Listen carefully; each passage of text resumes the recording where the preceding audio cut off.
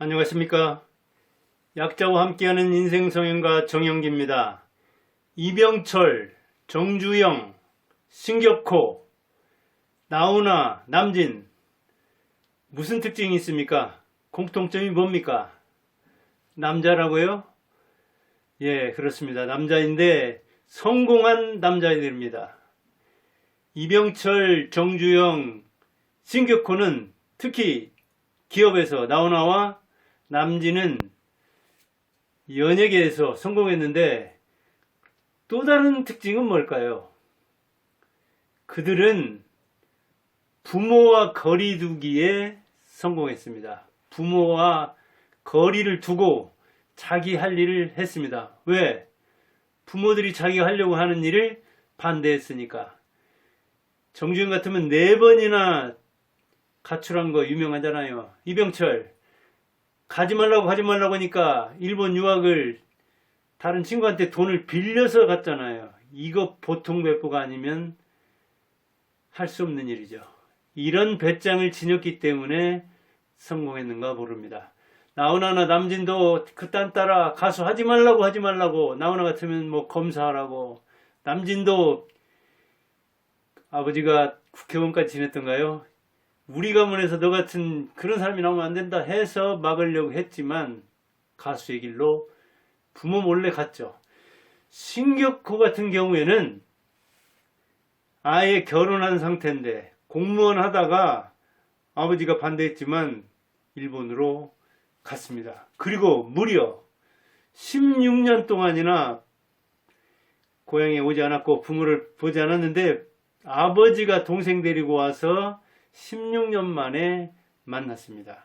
그러니까 일본에 가서 신문물을 배우고 공부를 하고 또 거기에서는 물론 이제 고학하면서 공부도 했고 사업을 해서 일으켰지만 그렇게 간절한 소망이 있었단 이야기죠. 부모와의 거리 정도가 아니라, 거리 두는 정도가 아니라 부모와 어찌 보면 절연한 거죠. 인연을 끊은 거죠.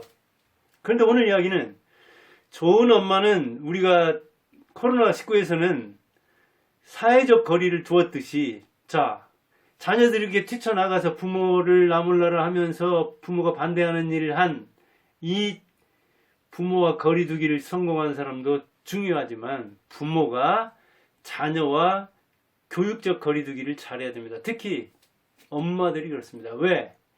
엄마들은 자기 아이를 10달 동안이나 이렇게 임신해서 있기 때문에 자기와 일심동체를 이루고 있잖아요. 아이고 내 새끼야 내 것, 눈에 넣어도 안 아플 자식.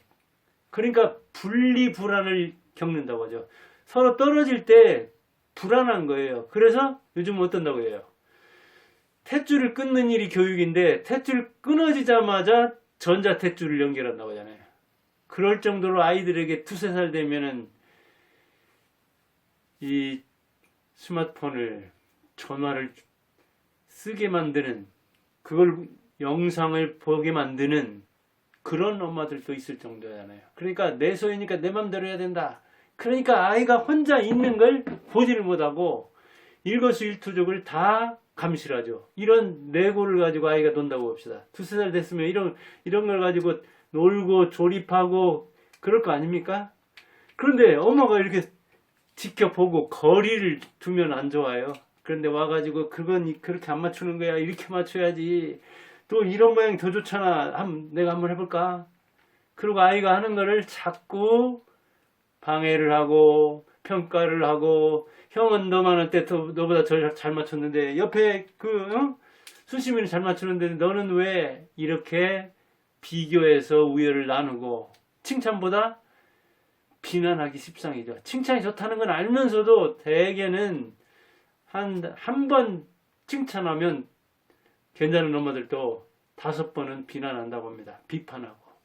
그러니까 거리를 두고 지켜보지 못하고 자기 스스로 뭔가를 해볼 기회를 안 주니까 아이들이 이제 어느 정도 커서는 부모가 나타나면 하던 것도 그만하거나 아니면 잘하는 걸 하든가 아니면 장난감 딱 내려놓고 그냥 책 보는 채 한다든가 이렇게 어릴 때부터 눈치쟁이를 만드는 거죠.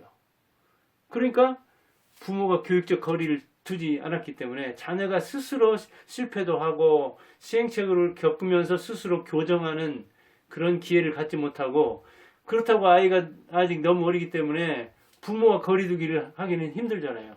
나 혼자 나가서 살겠다 하는 것도 이병철이나 정주영이나 신격호, 나훈아, 남진 다 어느 정도 컸을 때, 머리가 컸을 때, 혼자 나가서 먹고 살만할 때, 그래서 자녀들이 어때요? 부모가 마음대로 하려고 해도 너는 호적을 파가라, 너 같은 애는 우리 집에 둔 적이 없다 하더라도 가서 굶어 죽지 않을 만할 때 부모와 거리를 두는 경우가 많거든요. 그런데 어릴 때는 생사여탈권을 부모가 지기 때문에 그렇게 할 수가 없잖아요.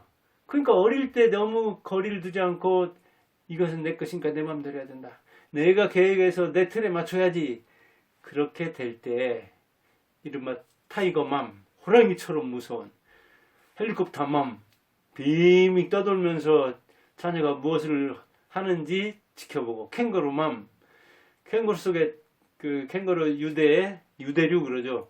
그 어머니 뱃속에다 집어넣고 다니듯이 아이를 계속 컸는데도 노안 먹이지 않고, 컸는데도 계속해서 탯줄을 자르지 않은 상태로 하면은 아이가 스스로 할 줄 아는 게 없죠. 그러면서도 뭐예요? 내가 너를 좋아하니까 간섭하지, 내가 너를 좋아하니까 내 몸처럼 사랑하니까 통제를 하지 하면서 간섭이 마치 사랑처럼, 간섭이 마치 교육처럼 생각을 하는 거죠. 그러니까 자율성을 잃는 거죠. 자립성과 자율성, 스스로 서는 것이 교육이고, 아이를 키우는 목적의 1번지가 자립인데 자립교육을 시키지 않고 의존교육을 시키는 거죠. 그래서 자립성과 자율성을 거스시켜버리니까 무기력해져. 나는 뭐 해봤자 엄마한테 항상 시원찮다는 소리 듣고, 항상 비판받고, 그리고 형보다 못한다는 소리 듣고, 이웃집 아이들 엄친아보다 못한다는 소리만 들으니까 차라리 가만히 있어야지 하면서 부모와 거리를 두는데, 이것은 이병철이나 정주영처럼 뭔가 자기가 스스로 서려고 하는 부모와의 거리두기가 아니라 부모와 담쌓기죠. 심리적 거리를 같이 있으면서도 멀리 느끼는 거예요. 그러면 그런 자녀가 무기력한데, 뭐 할 의욕도 없는데, 날마다 이렇게 집에서 부모의 그 부정평가, 그게 머리에 각인이 돼 있는데, 집에서도 인정 못 받은 아이가 밖에 가서 인정받고 자신감을 가지고 자존감을 가지고 뭔가 하려고 하겠어요? 부모와 거리도 두고, 그 다음에 자기가 주눅들어 있기 때문에 밖에 나가서 부모보다 더 이 호시탐탐 노리는 그 경쟁 상대들, 그리고 그 부모들, 그들의 평가를 두려워해서 뭘 하겠냐고요. 아예 하지를 못하죠. 그런 차원에서 우리는 부모들은 지금 나이가 얼마가 됐든 엄마든 아빠든 자녀와 거리를 두기를 해야 되는데, 이 거리두기에 실패해서 자녀들이 아예 어릴 때부터 위축이 돼 있으면 이제 나이가 좀 든다 하더라도 스스로 서는데 한계가 있는 거죠. 이를테면 정주영이나 신격호 같은 사람도 그러면 그렇게 그 부모를 벗어나서 뭔가 하려고 하는 의욕은 어릴 때부터 부모와 크면서 뭔가 자기가 하고자 하는, 그게 이제 신문을 통해서든 아니면 다른 사람을 통해서든 또는 소설을 통해서든, 신격호 같은 사람은 다른 사람, 이제 학교가 이렇게 넓어지면서 당시에 뭐 고등학교까지 여기 나왔으면 대단한 거고, 그 다음에 이제 저쪽 함경도 같은 데 가서도 생활해보고, 그 다음에 서울도 갔다 오고, 또 이 경남에서는 이제 종축장 그런 데서 근무하는데, 일본인 집에서 하숙을 하면서 일본인 그 하숙집 주인이 더 넓은 세상 가서 살려면 일본 가서 공부해야 된다, 이런 어떤 그 견문을 넓힐 기회가 있었고, 그리고 스스로도 그런 그 일본 소식, 일본 소설, 또는 우리나라 사람이 쓴 그런 소설을 통해서 자기 상상의 세계를 가지고 있었던 거죠. 그러니까 부모와 거리를 두고 결혼까지 한 사람이 신천지를 향해서 어떤 그 새로운 천하를 개척하려는 그런 그 마음이 내가 선구자가 돼야 되지 하는 마음이 굴뚝 같았다는 이야기죠. 그러니까 독하게 독종이 되어서 일본에서 내가 부모와 이렇게 거리를 두고 왔는데 부모한테 인정받으려면 스스로 서는 수밖에 없다. 자립해야 된다. 입신양명해야 된다. 그런 의식이 견고했던 거죠. 정경 시절에 4번이나 가출을 했다는 것은 이건 배포가 이만저만 아니에요. 저 같은 이 586 개띠도 그때도 가출한다는 것은 그 읍내에서도 큰 사건이었는데 그 시골에서 정경 같은 사람이 일제시대에 가출을 했다는 것은 그것도 4번씩이나 대단한 사건이죠. 그런 기가 있었기 때문에 그것을 부모와 거리를 두고 내가 성공하지 않으면 이 바다를 건너지 않는다. 아마 신격호도 그런 마음이 있었을 겁니다. 그런 차원에서 부모들이 자녀와 교육적 거리를 두는, 그러니까 어찌 보면 자녀가 문제가 아니라 그 자녀의 언행에 대한 엄마, 아빠의 태도가 문제인 거죠. 아이가 이거 로고 좀 못 맞춘다고 로고 맞추는 건 느릴 수가 있는 거죠. 공간 지각이라든가 다른 측면에서 인간의 능력이 한정이 없는데 어떤 한 가지를 보고서 그걸 못하면 마치 아이가 그냥 사람 노릇 못하고 어떻게 밥벌이를 하겠느냐 하면서 걱정을 한다면은 다른 기능까지 다 제거를 해버리는 거죠. 그렇게 능력을 거세한 아이가 어떻게 다른 일을 하겠어요? 계속해서 작은 일에서 이 로고에서 장난감 가지고 노는 데서 조그만 그림책 보는 데서 그래야 되는데 그거를 비난만 하고 못 만들었다고 하고 비교하고 일기 쓰는데 초등학교 1, 2학년이 뭘 제대로 쓰겠어요. 그 아이에게 맞춤법이 어쩌니 왜 의견을 써야지 느낌을 써야지 왜 이렇게 글자 하나도 문장 하나도 제대로 못 쓰냐고. 아니 어릴 때부터 그걸 잘 쓰는 사람이 어디 있습니까? 계속해서 시행착오를 겪으면서 작은 성공 체험을 해가면서 거기서 이제 자신감을 얻게 되는 거죠. 아하 이렇구나. 그런데 그 간섭을 맘마보이를 만들려고 하는데 결혼까지 한 사람, 결혼할 때 결혼 상대도 엄마가 골라주고 결혼한 다음에 부부싸움하는 것도 엄마가 대신 싸워주고 결혼 이후에도 통제하려고 하는데 그런 사람이 둘이나 있으니까 부모들이 싸우고 그 자녀들이 싸우고 이 결혼 이후에 부부싸움의 양상이 얼마나 복잡해집니까? 그러니까 그런 그 교육적 거리를 두지 않은 부모 밑에 있으면 피곤하기 그지가 없는 거죠. 그리고 아이가 자율성을 띨 수가 없는 거죠.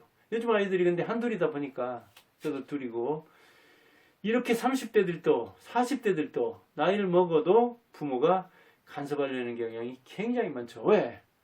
하나가 실패하는 확률이 둘이면 50%나 되고 하나면 100%잖아요. 신격호 때는 10명인가 그러니까 자식 그렇게 큰아들인데도 일본에 가서 있어도 그렇게 찾지 않고 그런 거예요. 그때는 또 이제 일본 왔다 갔다 하는 게 뭐 쉬운 문제가 아니어서 그런 측면도 있지만. 자, 오늘은 그래서 좋은 엄마는 자녀를 이렇게 교육적 거리를 두고 키워야 된다. 자녀가 하는 언행이 문제가 아니라 자녀의 그 언행에 대한 부모의 태도가 문제인 경우가 많다. 왜? 거리 두기를 못하고 이건 내 새끼니까, 내 소유니까, 내 맘대로 해야 된다. 그리고 아이가 어떤 기능을 가지고 있는지를 모르고 자기처럼 해야 된다는, 또 자기 방식으로 해야 된다는 그런 것 때문에 아이를 틀에 가두어 가지고 있는 능력까지도 다 제거해버리는 수가 많은데, 그런데도 불구하고 그런 분위기에서 큰 자녀들이 부모와 거리를 두고 나가서 성공한 애들이 많기도 하고, 또 어느 정도는 이제 그 기질이라든가 성격이라든가 이런 것도 영향을 받기 때문에 그런 사람이 나오는 측면도 있는 거죠. 그래서 부모가 꼭 자녀와 교육적 거리를 둔다고 해서 성공하는 건 아니지만 어찌됐든 좀 지켜봐야 된다. 거리를 두고 좀 떨어져서 자녀가 스스로 배울 기회를 줘야 된다. 그런 이야기를 해봤습니다. 감사합니다.